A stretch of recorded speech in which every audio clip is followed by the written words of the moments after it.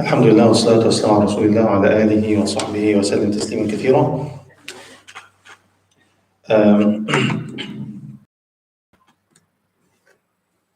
Inshallah, we are going to start a new chapter today, chapter of the Sifatul Salah, the description of the Salah of the Prophet Sallallahu Alaihi Wasallam, exactly from the beginning to the end.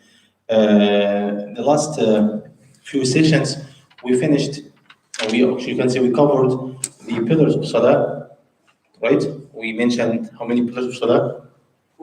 14 pillars, right? And we mentioned the obligatory, the wajibat al-salah, obligatory acts and sayings, both together, and they were almost obligatory one, 8. And we also mentioned the sunan, many sunan actually of salah. Today, inshallah, we are going to speak about the what he says here, sifatul salah. He said, after we have covered and handled the pillars of Salah and its obligatory and its sunan,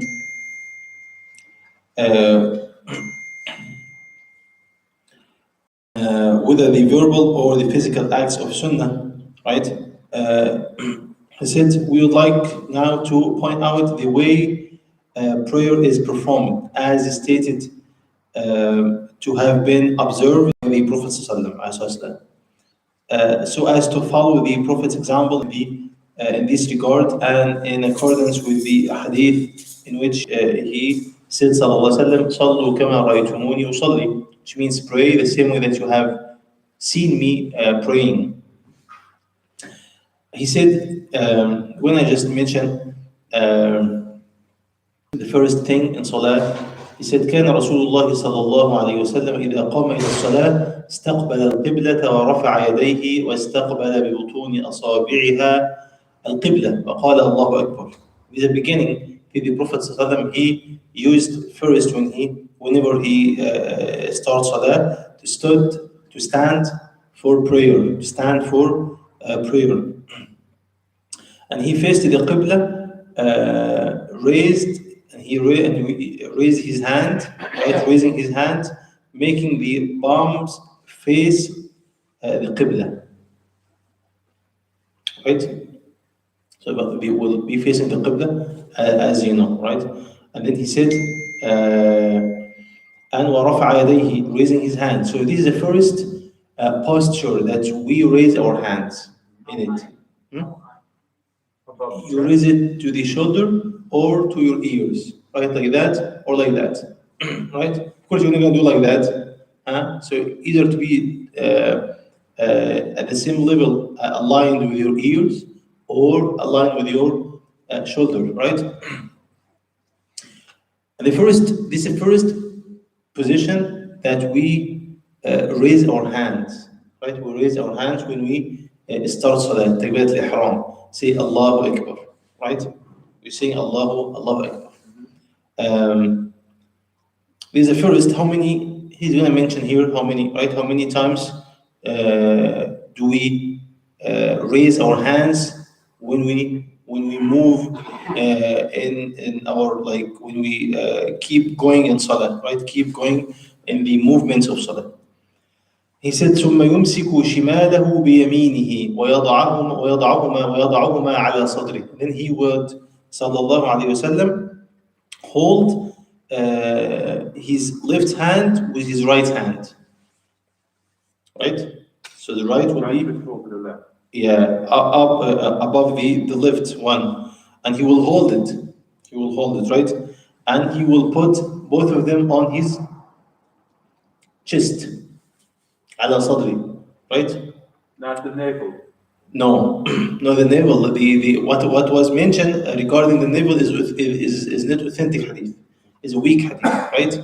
To put it on the navel is not authentic hadith. The authentic one that Prophet ﷺ, he mentioned, hadith Wa'il ibn Hujr. This hadith Wa'il ibn Hujr, that he said the Prophet ﷺ, he used to put his right hand over his left hand on his chest, while he is praying, right? This is the authentic hadith that was narrated by Sahabi. His name is Wa'il ibn Hujr, radiallahu anhu, right? Radiallahu anhu. So, and this is so important to know, right? Not to put, not to put the right over the on the hand over your belly, or stomach, or navel. This is not actually authentic one. It's authentic one. He said here, just to mention the hadith that Sheikh Albani said, authentic hadith narrated by Wa'il ibn Hujr radiallahu anhu, that he said, I prayed with the Messenger of Allah sallallahu alaihi wasallam, and he placed his right hand over his left hand on his chest. This hadith was classified or classed as Sahih by Sheikh Albani rahimahullah, and was reported in Sahih ibn Khuzaymah radiallahu rahimahullah, right? So here again, hadith said, well, Ibn Hujr, he narrated that the Prophet ﷺ, he said, I prayed with the Messenger of Allah sallallahu alaihi wasallam, and he placed his right hand over his left hand on his chest, right?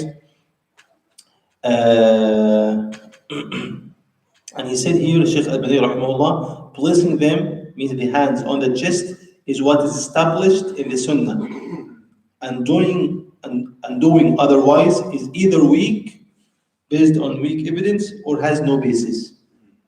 This is what he said, right? And this is what also said by As-Sindi rahimahullah في حاشيته, right, على ابن ماجه. Also Sheikh Ibn Uthaymeen said this method means placing the hands beneath the navel is what is prescribed according to the well-known view of the madhab. And there is a hadith narrated from Ali which says it is sunnah to place the right hand over the left beneath the navel when praying. It was narrated by Abu Dawood and classed as da'if hadith.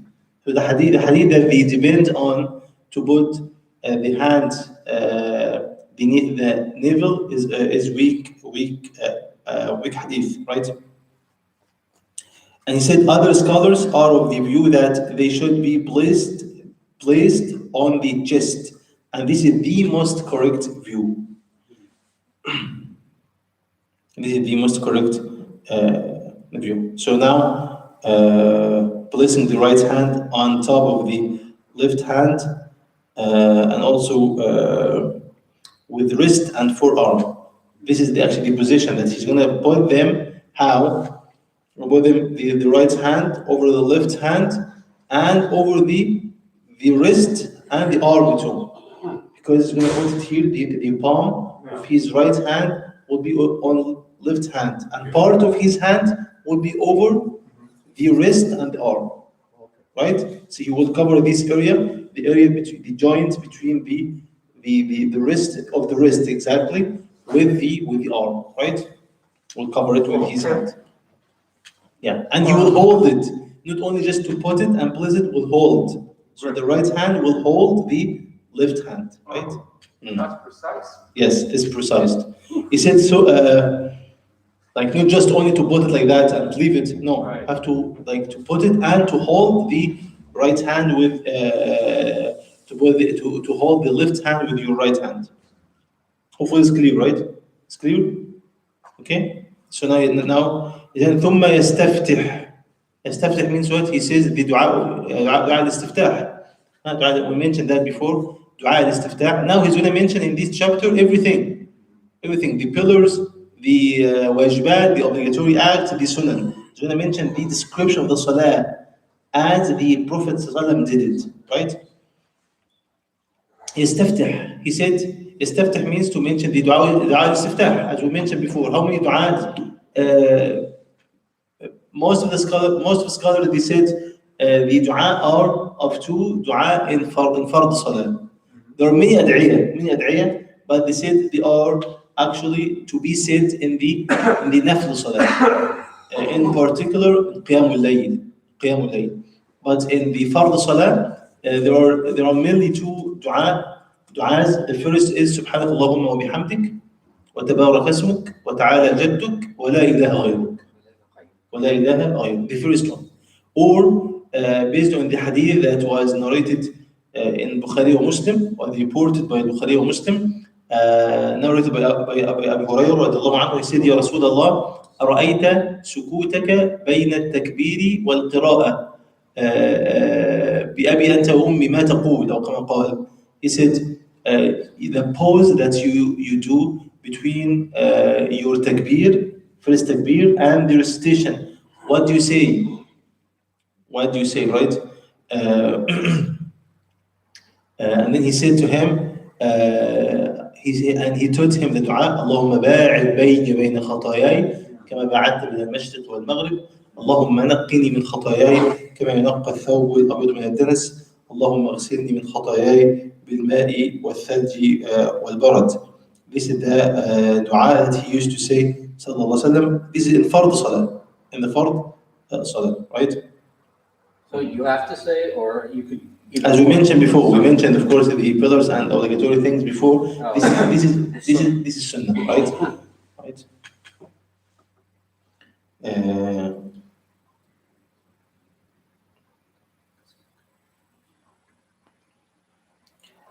This is the dua. Other أدعية that وجهت وجهي الذي فطر السماوات والأرض حنيفا وأنا من المشركين, and all the أدعية, we said mainly they are to be said in the night prayers in Sunnah, right? Night prayers.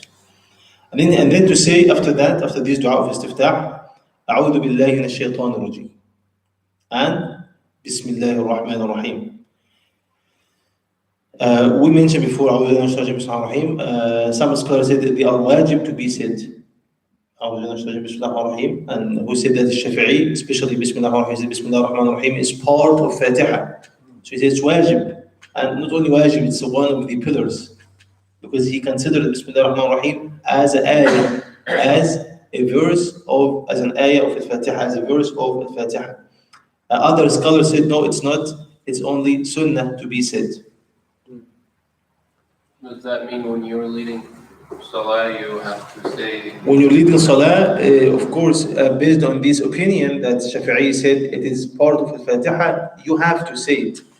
You have to say it. It's going to be part of your Salah, right?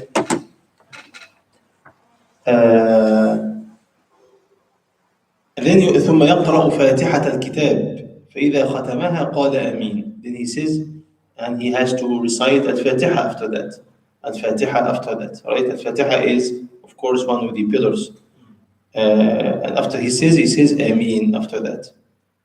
And then he said, ثم يقرأ بعد ذلك سورة طويلة أو قصيرة تارة ومتوسطة. And then he reads after that whether a long surah or short or medium, right? This is also to be said after Al-Fatiha. We say this is sunnah or wajib? To recite any ayat after Al-Fatiha? Say this is sunnah. This is only sunnah, right? The dua of istiftah, as you know its meaning, of course, right? Glory be to you, O Allah, and to you, be all praise. All praises are to you, and blessed is your name, and exalted is your majesty, and there is no deity worthy of worship but you. And also we said Al-Fatiha, and after that he recites a surah, long, a short, or a medium one. It is narrated that the Prophet ﷺ used to prolong reciting Al-Quran in the Fajr Salah, right? In particular. And the hadith said he used to recite between like almost 60 verses till 100 verses. بين الستين والمئة in the Fajr Salah. He used to recite almost 100 verses or 60 verses in the Fajr Salah.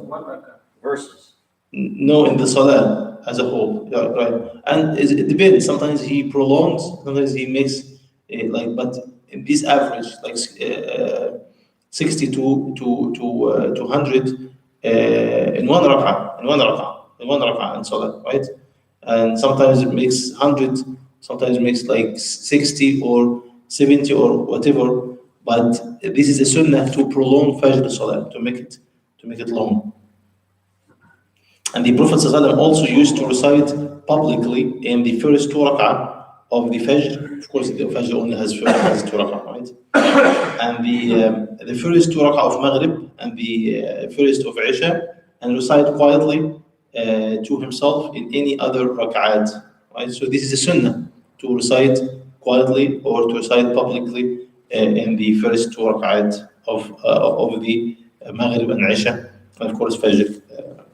So when you're leading a salah, you're saying that to actually read aloud is Whether you lead salah or you are led, or you pray alone, whether you lead salah or you are praying alone, of course. But if you are led in salah, you don't recite publicly. You recite only quietly, right? You recite only quietly, right? But if you are the imam or you pray alone, is sunnah too. Sometimes people pray alone and they don't recite publicly. They say only quietly. If you pray Fajr alone, if you pray Isha alone, no, a sunnah is to recite and to hear your recitation, and to be also publicly heard, right? Or if you miss your first rak'ah and you're finishing up, you get up and you start doing jump. If you join Imam after he finishes the one rak'ah of the salah, like for example Isha, now you would have to make it up after he finishes. So this rak'ah would be the first of you or the fourth of you. The scholars differed, and the most correct view is whatever you catch with your Imam is the first of your salah, at the beginning of your salah. So if you catch with the Imam, if you join him in the second rak'ah, so the second for the Imam would be the first for you, and the third would be the second for you, and the fourth for your Imam would be the third for you. And after he finished, you would have to pray the last one, which is the fourth for you. So now you would recite quietly. And for Fajr, after if you join him one rak'ah, and of course you would have to make up the second one. So you would have to recite publicly now, because now you became alone. How you actually we don't say you would have to because it's a sunnah. It's sunnah. So it is going to be sunnah for you now to recite publicly. If someone forgets to recite publicly and he recites quietly, the salah is valid. He said here, the Prophet ﷺ used to make the recitation of the first rak'at longer than that of the second one in every salah. Every salah, like Maghrib, Isha, Dhuhr, Asr, the first two rak'at, he used to prolong them more than the last two rak'at. Especially the prayer of Dhuhr, he used to prolong the first two rak'at of Dhuhr. He said also the Prophet ﷺ, he raises his hands in the same way he does while saying the opening takbir of prayer, saying Allahu Akbar. Now to move from the posture of standing to the posture of ruku', bowing. You say Allahu Akbar and you raise your hand. This is the second posture that you raise your hand when you move, right? The second time, right? Actually, there is a hadith, Hadith ibn Umar, he mentioned how many times, Hadith in Bukhari or Muslim, he said the Prophet ﷺ, he used to raise his hand, he used to raise his hand when he starts his salah for takbirat al-ihram, Allahu Akbar.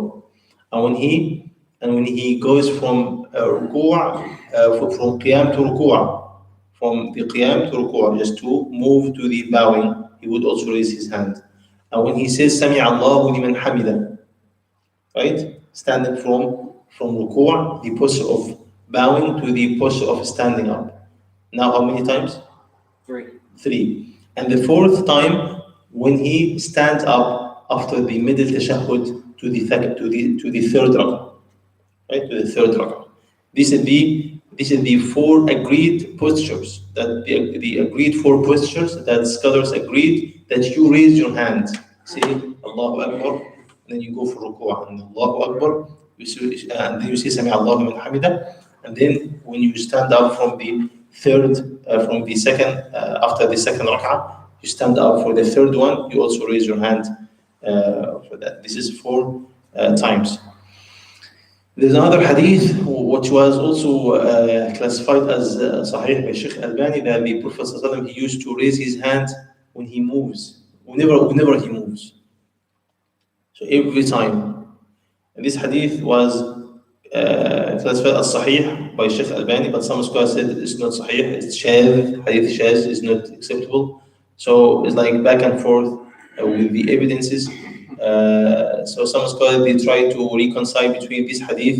In hadith Ibn Umar, after he mentioned that, he said Ibn Umar, he stipulated on the fact that the Prophet ﷺ didn't raise his hand, right, elsewhere. Like only, he said this is the only 4 times. So he stipulated in that. He said, and he never raised his hand in any other posture.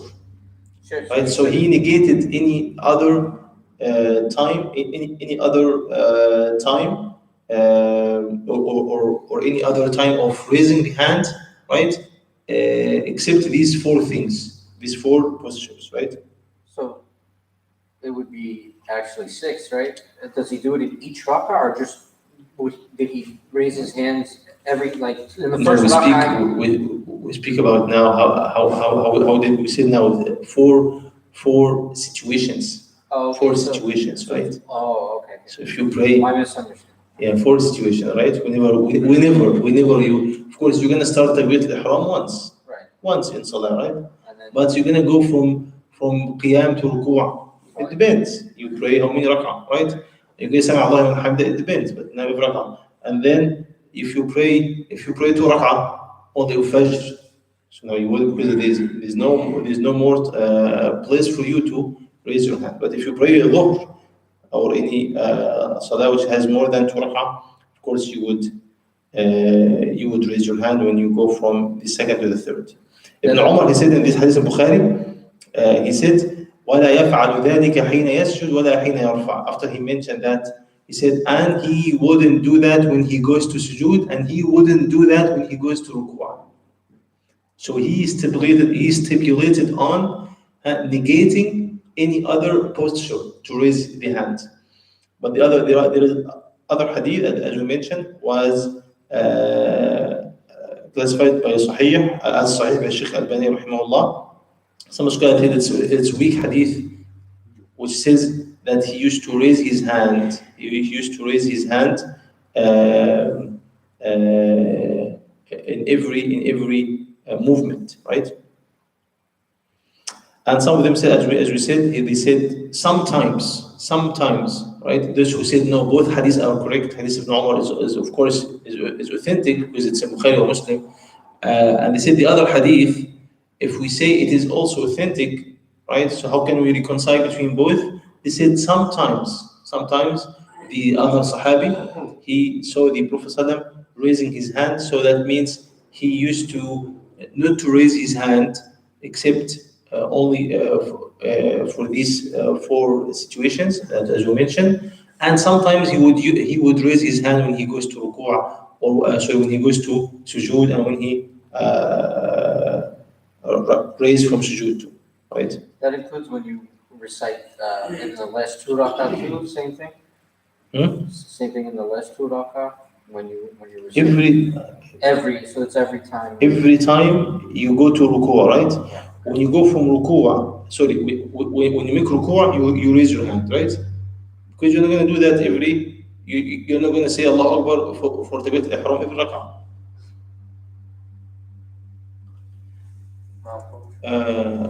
Okay. So, we'll leave it. So when you go to ruku', and when you go to sujood, you are not going to say that, right? When you go to ruku', are you going to say it? Yes. When you say Sami Allahu liman hamida, you would say it too, right? So hopefully it's clear now. Okay, it's not that difficult. Holding your hands back, Rafael, then And this is actually another point of controversy. Would you, when you say "Sami Allahu liman hamida," where would you put your hands? Like you put them like next to your sides, right, to leave them, or would you put them the same way that you were putting them before ruku'ah, right? The most correct view is actually it's like a controversial issue, right? But there's a hadith that Prophet ﷺ, he said, he told the Sahabi when you make and then when you make when you say Sami Allahu wa Hamida, right? You stand till every bone returns to its original place. The authentic hadith. The scholar said, what was the original place? He said the original place was the same place that you were having before you make ruku'ah, before you made ruku'ah, right? So they said based on that, when you say Sami Allahu liman hamida, you also put your hand the same way that you were putting them before ruku'ah, when you were standing.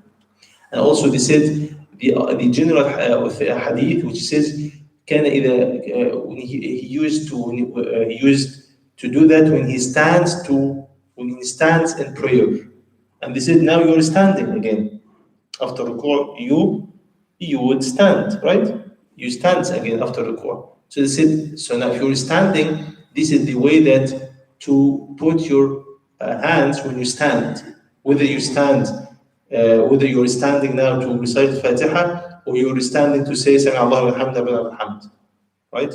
So this is actually was said by those who said this is the most correct view to put your hand also the right over the left on your chest after you say Sami Allahu liman hamida. And then he says here also, we mentioned that, right?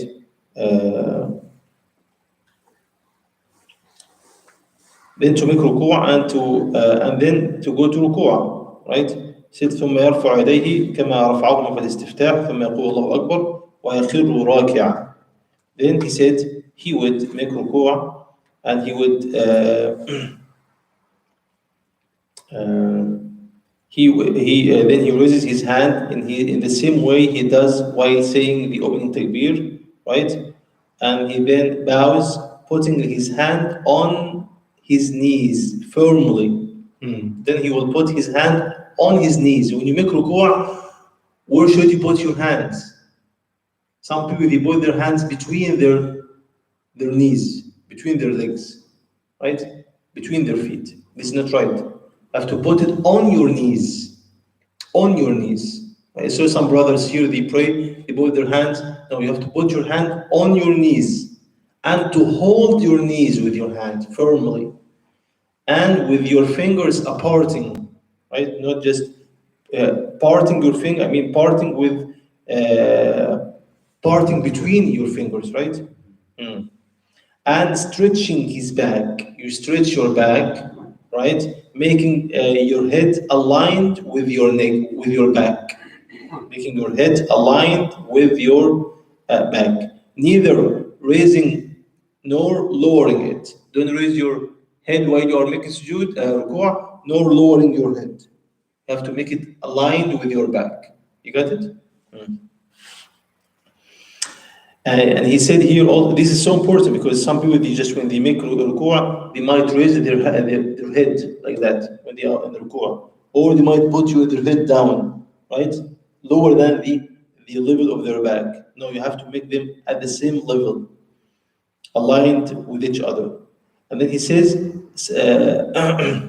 Subhana Rabbi al-Azim, at least 3 times. At least once. Really? Yes, at least once. I thought it was 3. No. 3, 5, or 7. No, at least once. At least once. It's better to say to increase, but at least we say at least once. At least once, right? Because saying once, this is واجب, mashallah, واجب. Yeah, okay, sorry. More than that, it will be sunnah. Whether we say 3 or even more, it will be sunnah, right?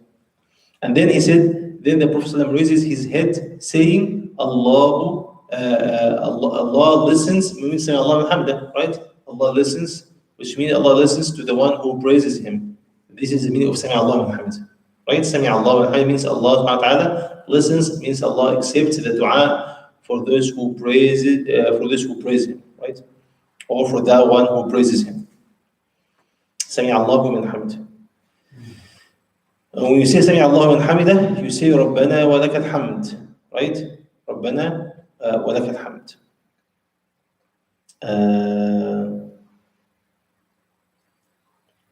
And he said here, raising both his hands in the same way he does upon bowing. Now, you say Alhamdulillah, you do what?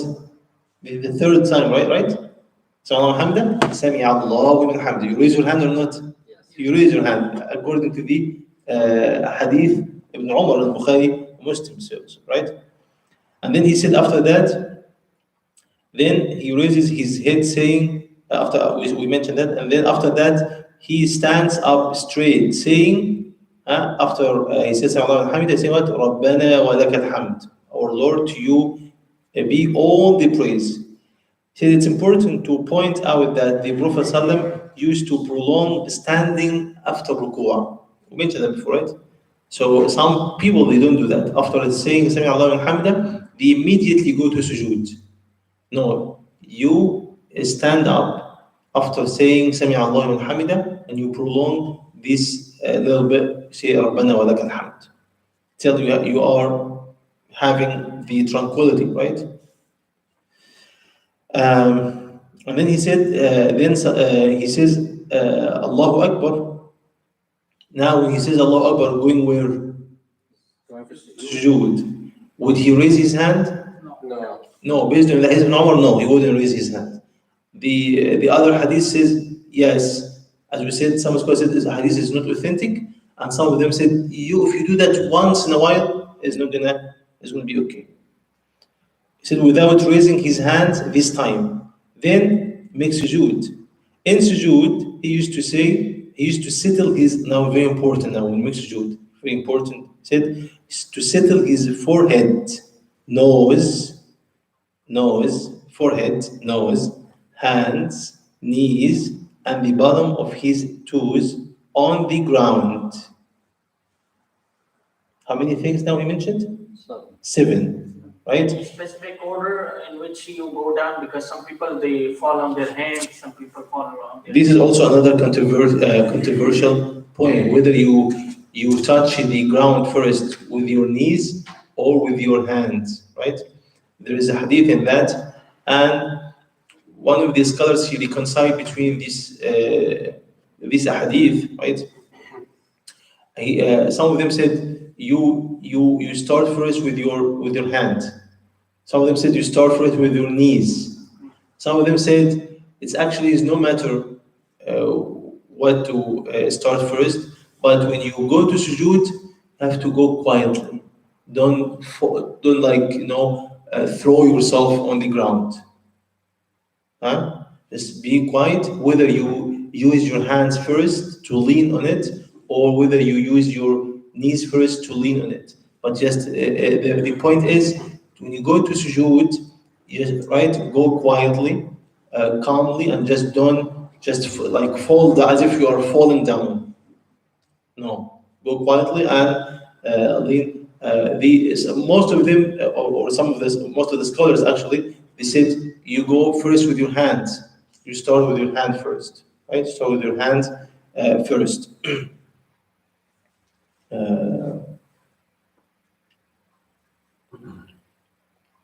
But as you know, he didn't mention it here because it's not a big deal actually. Whether you start, but the point is to start first. To go actually quietly to the ground. Some people they go to the ground in sujood. Subhanallah, you hear like the ground is shaking. Yes. Boom, Subhanallah, yeah. Subhanallah. This is the point. Like to avoid that, and then you want to go with your hands first or knees first. Inshallah, it's going to be easy. Inshallah. So we mentioned that the seventh. So when you make sujood now, making your fingers and to face the qibla. Your fingers, don't do like that or like that. No, your fingers, finger of your hands and the toes, of course, you're going to be facing the Qibla. And he Saddam used to lean on the palms of his hands during sujood. Some people, they don't do that. They only use their fingers in their sujood. Make sujood on their fingers or on the side of their hands. They don't want to put their, or they put like their hand like, no, you have to rest your hands, the palms of your hands on the ground, right? On the, if you feel like the ground sometimes is not clean, wash your hands after you finish salah, right? But you have to pray. You have to pray correctly, right? To put your hands on the ground. The palms of your hands should be touching the ground, resting it on the ground. And then he said here, keeping his upper arms apart from his sides. Now the also another point here. When you make sujood, your arm should be away from your side. Don't make it like that. When you just pray, no, make it like apart from your side. For Jama'ah, it's not possible. If it's possible, do it. If it's not possible, of course, you wouldn't be actually. Your brother is right next to you. You wouldn't be required to do something. Don't bother of course, the one who prays next to you. So if you have a chance to make it, you make it, right? If you didn't have a chance, of course, try your best at least not to touch your sides. At least not to touch your sides. At least, right? So to make it, don't just make it don't exaggerate to make it away from your side. And maybe sometimes you put your knee, your elbow in the face of your brother. Don't do that because you cannot actually pray while you're bothering your brothers, right? Next to you. So you have to make sure that you don't bother them. Now, But also, is there any different? I was gonna say, is that the same for women? Yeah, I was about to say that. Yeah, SubhanAllah. Is there any difference between men and women? yes. The rule, the maxim is there is no any difference between men and women at all in any part of the salah. Wow. This is very important for our sister to know that when our sisters pray, some people they say when you pray, you only they talk to women, right? When you pray, they say when you pray, you only what do you call? For women, they don't have to make their arms apart from their sides. No, even rather they command them to put their arms and their like close touching their sides. There is no evidence for that. There is no evidence for that, right? The height that they put their hands on the chest. Same. The women are exactly similar to men in every single movement in Salah. There is no any difference. The women pray like men exactly. There is no any hadith or any evidence to differentiate between the Salah of women and the Salah of men. Right? Unlike most of Muslims or most of women, or some of them at least, they think. Right? No, we say the same description of Salah for both men and women. So here again, to finish, it said to keep your upper arms apart from your sides, and also your abdomen part from your thighs, right? And his thighs apart from his legs. So now there's also another two things here to keep your abdomen, your belly, right, apart from your thighs, and you keep your thighs apart from your legs. You got it? You got it? So you make this gap. You make a gap now between your arms and your sides, and between your belly, your abdomen and your thighs, and between your thighs and your legs. Right? This will go for both men and women. Men and women are the same, right? Yeah. They said saying Subhana Rabbiya al-A'la when you make sujood, right? The Most High, glory be to my Lord, the Most High. And he used Salam to make his sujood neither long nor short. When you pray, as an imam, you just don't make it so short and don't make it too long, right? Make it medium. But some people they make it so short when you cannot even say anything, right? And if you pray alone, you prolong it as much as you want. If you pray alone, you prolong your salah as much as you want. He said, following the first what you call sujood, he as Islam raises his head. He used to raise his head, saying Allahu Akbar, placing his left foot on its side, right? His left foot on its side and sitting on it. I want you to imagine that. After you say Allahu Akbar, raising your head from sujood, now you are sitting between the two sajda, right? How would you sit down? Right? This is a sunnah to place your left foot on its side, right? And sit on it. You sit on can anybody do it here? Yes, Tush. Okay, with your left.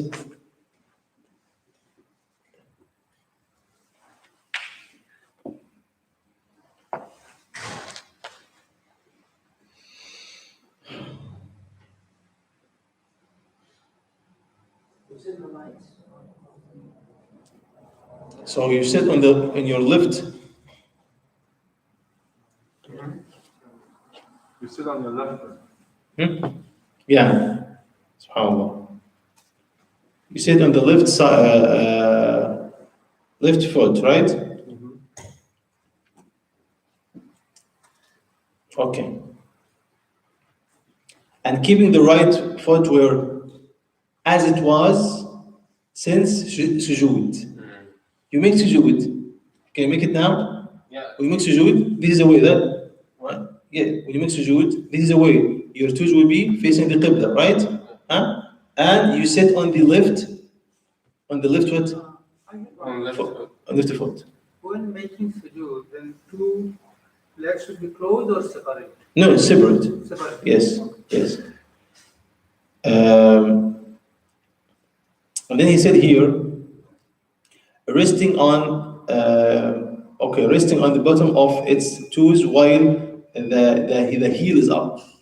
And he also, as Islam, places his hands on his thighs, saying, put your hands on your thighs, saying what? رب اغفر لي رب اغفر لي رب اغفر لي, or to say اللهم اغفر لي وارحمني واهدني واجبرني واهدني وارزقني أو وارفعني, right? You say, oh Allah forgive me, oh Allah forgive me, have mercy on me, set me right, guide me and sustain me. And then, or you can say رب اغفر لي, that's it, huh? At least once. And then he says, and then he would say takbir and make another sujood for the same rak'ah, the second sajda, doing it in the second sujood the same as he did in the first. After that, he raises his head as saying takbir, and then he stands upright after resting on the bottom of his toes and leaning on his knees and thighs. Now, when you stand up in salah, can you just do it now? You are in sujood, make sujood now. Sujood. Now you want to stand up for the second rak'ah. You lean on your thighs. You put your hand on your thighs, resting on it, and then stand. Yes. Huh? Yes, do it. You stand up on your thighs, right? You can sit between the two rak'ah, or you can stand straight forward. You can sit, you could just as al-istiraha, rest between two rak'ah, right? The first and the second. Or you can even stand up directly to the second rak'ah. He said when Salam he stands upright, he starts reciting, performing the second rak'ah in the same way he did in the first. The second rak'ah, there is no dua istiftah. You don't say the dua anymore. Second rak'ah, you start by saying أعوذ بالله من الشيطان الرجيم بسم الله الرحمن الرحيم, and you recite al-Fatiha, and you don't make dua, or dua only you make it when you start salah, right? As we mentioned. And then at the end of the second rak'ah, the Prophet ﷺ sits for the first tashahhud, placing his left foot the same way on its side, sitting on it just as he does while sitting between the two sujood. Then he places his right hand on his right thigh and his left hand on his left thigh. And also, when you put your hand, you put your right hand on your right thigh, and part of it will be on your knees. Like the fingers will be touching your knees, yes, and the right, this is the left hand, and the right hand you will put it on your thigh, because you will do what now? Because when you put that, he also places the thumb of you place the thumb of your right hand on his middle finger, making them like a ring, like that, right? Like that. So you're gonna make like your thumb with your middle finger, making them as a ring, right? And you make dua. When you make dua, you raise your hand. You raise your finger. So when should you raise your finger? Or when would you raise your finger? When you make dua. Whenever you come to the point of dua, huh? Right? Allahumma salli ala Muhammad wa ala ali. You just make dua. You say, or Allahumma inni a'udhu bika min adhab al-qabr wa min adhab jahannam. You make dua. You raise your hand every time you make dua. Right? Leaving the index finger extended forward as if pointing like that, and looking and where to look At it, the top of the tip of the finger. at it, at your finger, whether it's at your finger, right? You look at your finger, not in the tip of the finger. You look at So your Bukhari finger. actually has the tip of You look at the city to look at the finger, right? tip. Huh? I didn't see that, I right? have a question. To look at it. He said to keep looking at your finger, right? Okay. Look at your finger, like your finger, making like that. You say you look to the finger, because when you are in standing, you look where Where have you sujood? the place of your sujood, right? So when you are sitting, you look at the place of your finger, right? Or at your finger, right? So You have a when question? you start to put the finger out, and not at the beginning of at-tahiyyat too? Or you Yeah, at the beginning of the tahiyyat. At the beginning. At the beginning of the And you tahiyyat. keep it up. And you keep it up, but you move it once you come to the dua. Oh, okay. You move it, like some people they start moving once they say at-tahiyyatu lillah. Yeah. No, you keep it up like that, and once you come to the point of dua, you start moving, up and down, quietly. You just do just quietly, very quietly, right? Very quietly, You make it like that, very quietly. You make the moving of your finger up and down to make dua, right? No.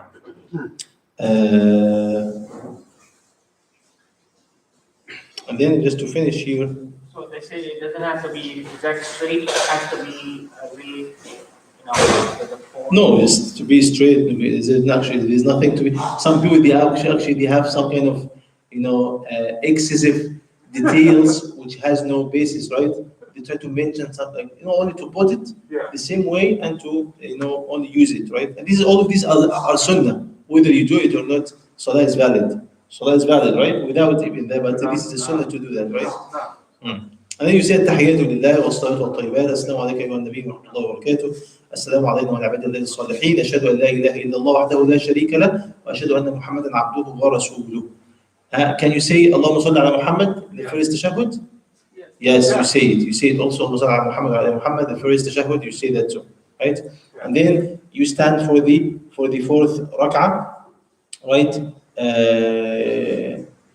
And he stands upright saying takbir. When you stand up for the fourth rak'ah, for the third rak'ah, you finish the middle tashahhud, for the third rak'ah, when you raise your hand, Yes. this is the last posture. You raise your hand after the sitting in the middle tashahhud. It stands upright saying takbir, performing both the third and the fourth rak'ah, just like the first two, but making them shorter. And he also recites Al-Fatiha in both the third and the fourth. Also, when you stand for the third and fourth, you also read Al-Fatiha also. And then he said, he sits for the final tashahhud after that, placing his left foot on its side and sitting on it, keeping the right foot as it was since prostration. This is the first, right? Resting on the bottom of its toes while the heel is up. This is the first as he did. Or putting this left calf under his right one. Can you do that for, like, show them? Can you do it?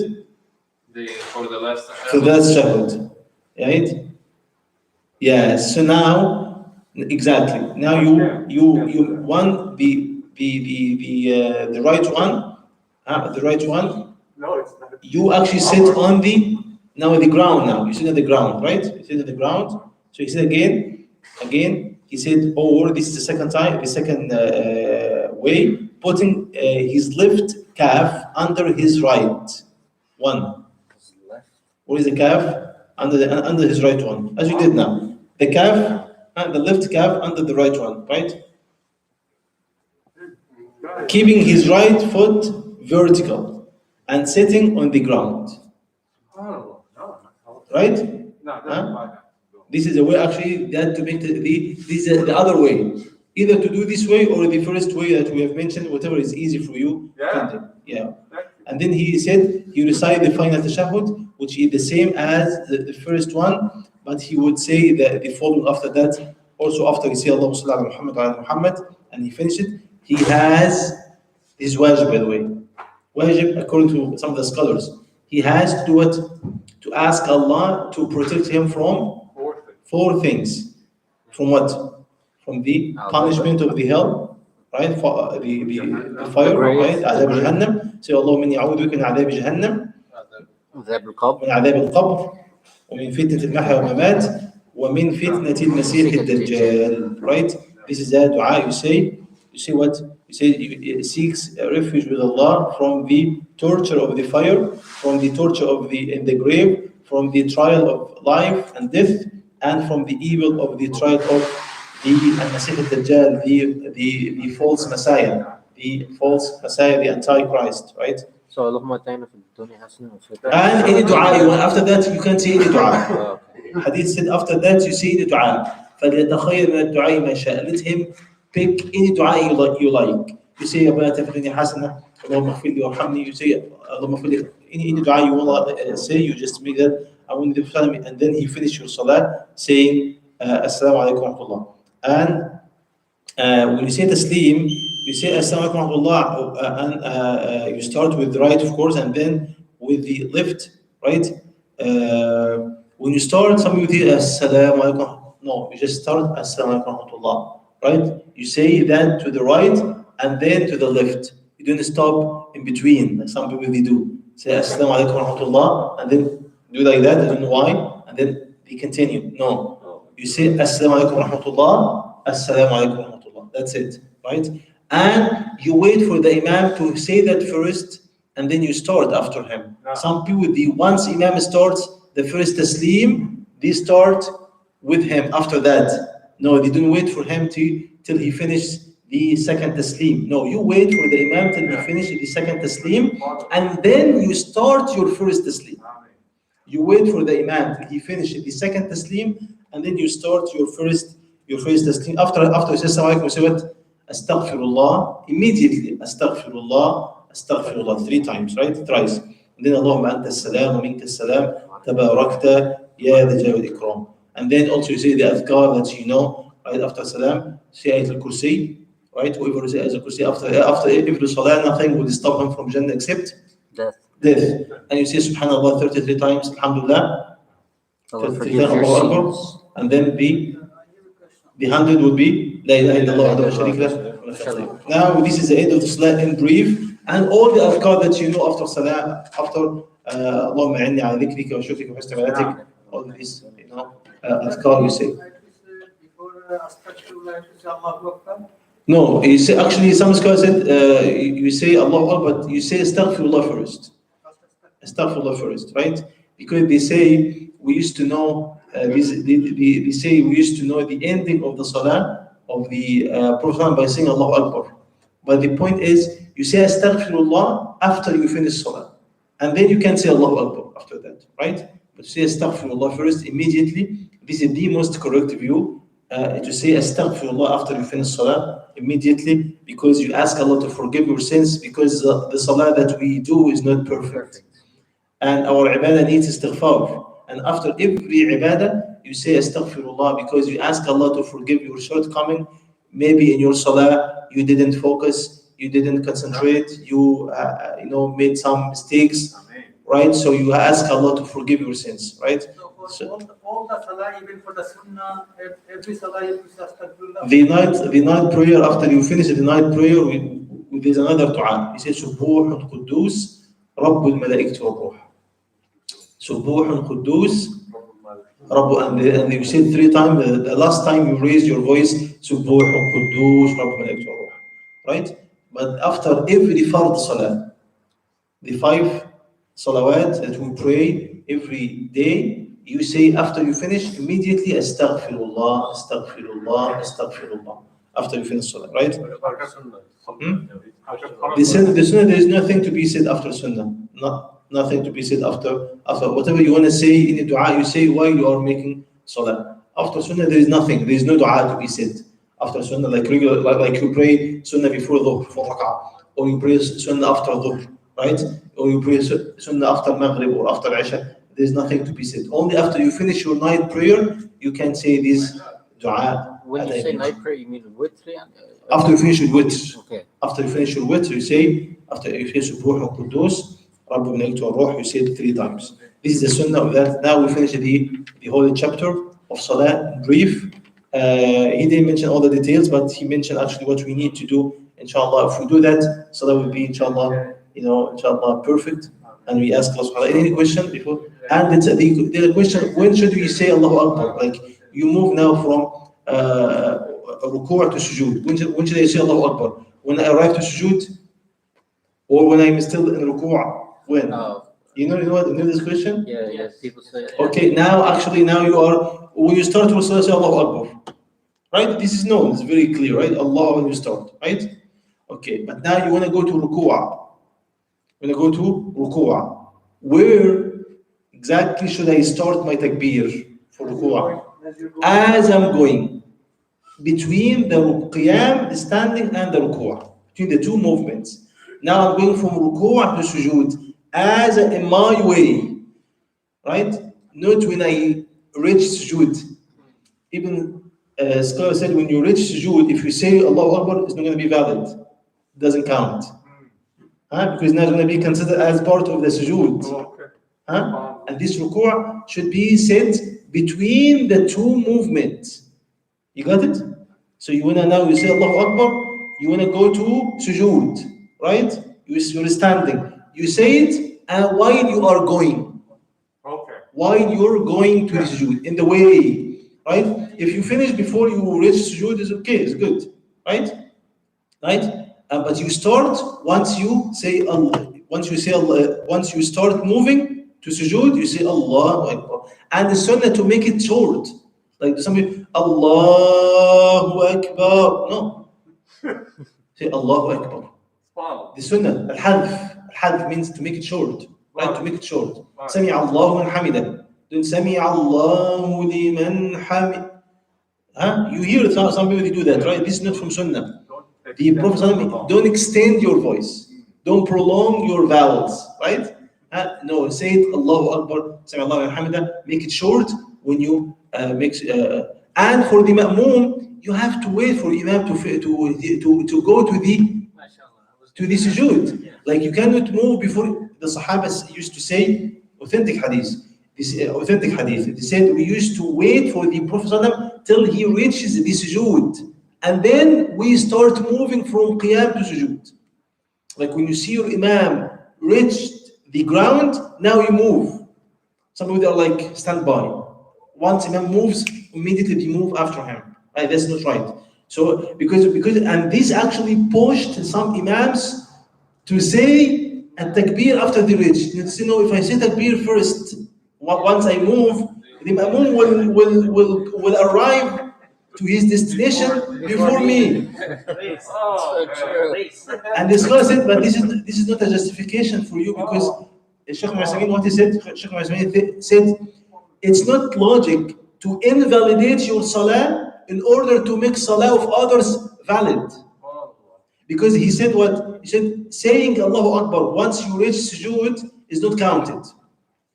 So you have to say Allahu Akbar before you reach to the next posture, right? So he said, you say it while you're moving. and there's a duty on the ma'moom, those who are praying behind you, to wait. So instead of making something wrong to correct their mistake, no, you just teach them what is right, and you also do the right. To do the right thing, right? So you move, and you don't move unless, ma'moom don't move unless imam reach the sujood, right? Especially it happens between in the way from qiyam to sujood, right? No, you wait for the imam, and you finish your takbir before you reach to the next actually posture, right? Before you, some people you go to sujood. Why? Because the mic is in the sujood. Mic is in the ground, so they don't say Allahu Akbar. From qiyam, they keep going, nothing. You don't even know. They keep going, and then when they reach when they touch the ground, say Allahu Akbar for you to come down. Now he said it when he reached the ground. With the mic, no, you just have nothing to do with mic. Now you have to find a solution for that, right? But you don't just have to do anything with mic. No, just you have to make your salah correct and don't care about anything else, right? You can make mic between, like you can put a mic between or you can raise your voice or do something to solve it. And we ask Allah subhanahu wa ta'ala to accept our salah, and we ask Allah subhanahu wa ta'ala to forgive our shortcoming. And if you have any question, inshallah, just write it down, and then inshallah. There are a couple Because questions. we have only 1 minute, we want to finish, we want to start salah now. Yeah. 1 minute, one question here. It says, yeah, can we say Allahu Akbar then Astaghfirullah?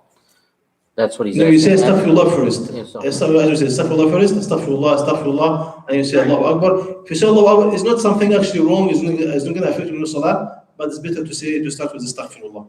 The Ameen after Fatiha. Ameen after Fatiha. Why is the congregation saying Ameen before you? Ameen, you say Ameen after with Imam. You accompany Imam in his Ameen. So Imam after say Waladdallin, he needs like seconds, 1 second, or like even to just take his breath, and then he says Ameen. You say Ameen with your Imam, right? Don't Hadith said don't لا تسبقوا الإمام بأمين. Don't precede Imam with his Ameen. Don't say Ameen before Imam. Don't say Ameen. When he says Waladdallin, he needs to take his breath, right? He's a human too. So give him a time, give him like 50 seconds, and then he says Ameen together, right? Say Ameen together, right? جزاكم الله خيرا. سبحانك وبحمدك أشهد أن لا إله إلا أنت أستغفرك وأتوب إليك. Barakallah.